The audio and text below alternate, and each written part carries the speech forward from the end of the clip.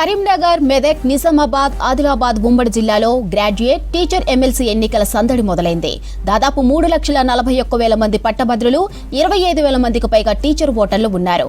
ఇక 4 ఉమ్మడి జిల్లాల పరిధిలో ఎన్నికలు జరుగుతున్నా కరీంనగర్ జిల్లాలోనే ఎక్కువ మంది ఓటర్లు ఉన్నారు. గ్రాడ్యుయేట్, ఎమ్మెల్సీ అభ్యర్థులు ఈ జిల్లాపైనే ఫోకస్ పెంచారు. మరిన్ని వివరాలు వెంకటేష్ అందిస్తారు. ఎమ్మెల్సీ ఎన్నికలకు షెడ్యూల్ విడుదల చేసింది. 3న నోటిఫికేషన్ రానుంది. 27న ఎలక్షన్ జరగబోతుంది. దీంతో కరీంనగర్, ఆదిలాబాద్, నిజామాబాద్, మెదక్ జిల్లాల్లో రాజకీయ సందడి నెలకొంది. ఇప్పటికే దాదాపు 5-6 నెలలుగా ఆశావాహ అభ్యర్థులంతా ప్రచారాల్లో మునిగి తేలుతూ ఉన్నారు.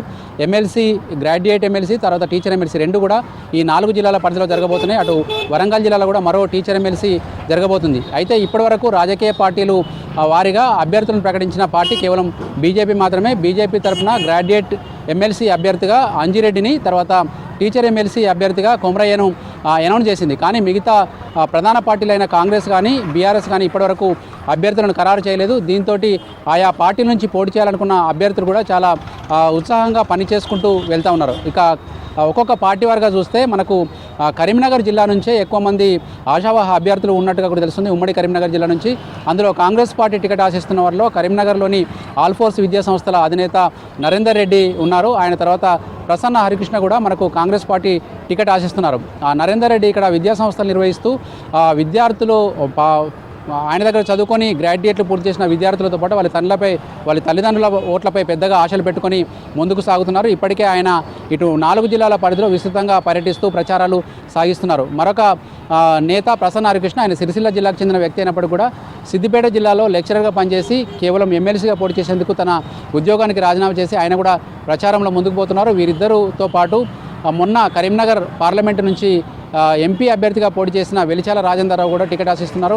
వీళ్ళంతా కూడా ప్రచారాల్లో ముందుకు సాగుతున్నారు. ఇక బీఆర్ఎస్ తరఫున కనుక తీసుకుంటే బీఆర్ఎస్ ఇప్పటికీ ఇంకా ఎమ్మెల్సీ ఎన్నికల్లో వాళ్ళ పార్టీ తరఫున అభ్యర్థి నిలబెడుతుందా లేదా అన్న డైలమా ఒకవైపు కొనసాగుతూ ఉంటే, ఆ పార్టీ తరఫున టికెట్ ఆశిస్తున్న వాళ్ళు మాత్రం ప్రచారాల్లో ముందుకు పోతూ ఉన్నారు. అందులో మాజీ మేయర్, సివిల్ సప్లై కార్పొరేషన్ మాజీ చైర్మన్ రవీందర్ సింగ్ ఈ టికెట్ ఆశిస్తున్నారు, బీఆర్ఎస్ టికెట్ ఆశిస్తున్నారు. ఆయనతో పాటు ఇక్కడ కరీంనగర్ సంబంధించిన ట్రస్మా చైర్మన్ యాదగిరి శేఖర్ రావు కావచ్చు, తర్వాత ఐఎంఏ మాజీ అధ్యక్షుడు బిఎన్ రావు కావచ్చు, వీళ్ళు టికెట్ ఆశిస్తున్నారు. వీళ్ళు కాకుండా ఉస్మానియా యూనివర్సిటీ విద్యార్థి నేత రాజారాం యాదవ్ కూడా ఈసారి ఎమ్మెల్సీగా పోటీ చేస్తారన్న ప్రచారం కొనసాగుతుంది. ఈ 4 ఎవరో ఒకరికి మరి పార్టీ అధికారికంగా టికెట్ అనౌన్స్ చేస్తుందా, లేదంటే అసలు పార్టీ పోటీ చేయనుకుంటే మాత్రం వీళ్ళలో రవీందర్ సింగ్ మాత్రం ఖచ్చితంగా ఇండిపెండెంట్గా ఆయన నిలబడి పోటీ చేస్తారని చెప్పి ఆయన ఇప్పటికే చెప్తున్న పరిస్థితి కనిపిస్తుంది. ఇటు కాంగ్రెస్, ఇటు బీఆర్ఎస్తో పాటు బీజేపీ కూడా ఈసారి ప్రతిష్టాత్మకంగా ఈ ఎన్నికలను తీసుకున్నాయి.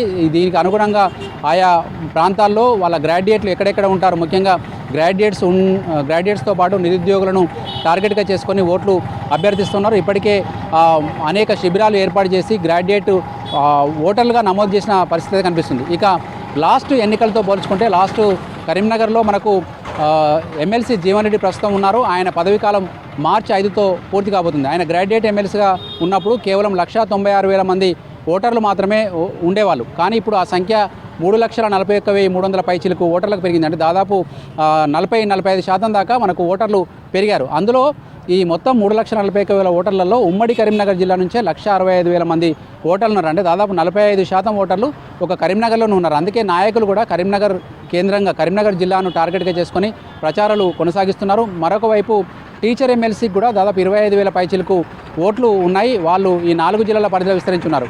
టీచర్ ఎమ్మెల్సీ కోసం మన కరీంనగర్ నుంచి మానేరు విద్యా సంస్థల చైర్మన్ అనంతరెడ్డి బీజేపీ టికెట్ కోసం ప్రయత్నించారు. కానీ బీజేపీ టికెట్ మరొకరికి దక్కడంతో ఆయన ఇండిపెండెంట్గా పోటీ చేసేందుకు సిద్ధమవుతున్నారు. అయితే టీచర్ ఎమ్మెల్సీగా ప్రస్తుతం ఉన్న రఘోత్తమ్ రెడ్డి గతంలో ఇక్కడ నుంచి గెలిచారు.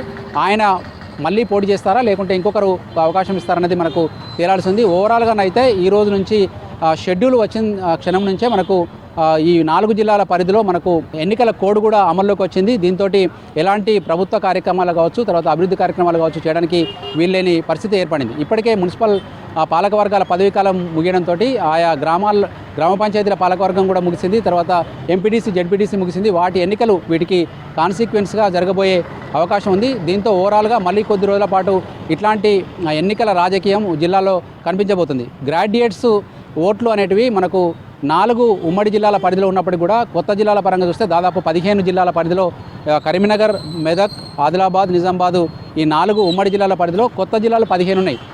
మొత్తం రాష్ట్రం మొత్తం 33 జిల్లాలు ఉంటే దాదాపు 15 జిల్లాల ఓటర్లు అంటే చదువుకున్న పట్టభద్రులు కావచ్చు, టీచర్లు కావచ్చు, ఇక్కడ మనకు ఎన్నికల్లో తమ ఓటును వేయబోతున్నారు. ఇది కొంత రాజకీయ పార్టీలకు కూడా ఒక ప్రతిష్టాత్మకంగా తీసుకునే అవకాశం ఉంది. ఎందుకంటే గ్రాడ్యుయేట్లు చదువుకున్న వాళ్ళు ఎట్లాంటి తీర్పునియబోతున్నారు, వాళ్ళ ఆలోచన ఎట్లా ఉంది అనేది ప్రభుత్వ పనితీరు కావచ్చు, లేకుంటే ప్రతిపక్షాల పనితీరు కావచ్చు ఒక అద్దం పట్టే అవకాశం ఉంది. దీంతో అన్ని పార్టీలు కూడా దీన్ని చాలా ప్రతిష్టాత్మకంగా తీసుకొని ప్రచారం చేయబోతున్నారు. 3 తారీఖు రోజు నోటిఫికేషన్ వస్తే అవతల మనకు 24 రోజులు మాత్రమే ఎన్నికలకు సంబంధించిన గడువు ఉంటుంది. మధ్యలో ఒక ప్రచారానికి 24 గంటల ముందే ప్రచారం ముగుస్తుంది. కాబట్టి ఇక మిగిలిన 23 రోజుల పాటు హోరాహోరీ ప్రచారాలతోటి ఈ 4 జిల్లాలు హోరెత్తబోతున్నాయని మనకు అర్థమవుతుంది. కెమెరామెన్ కవికుమార్తో వెంకటేష్, V6 న్యూస్, కరీంనగర్ నుంచి.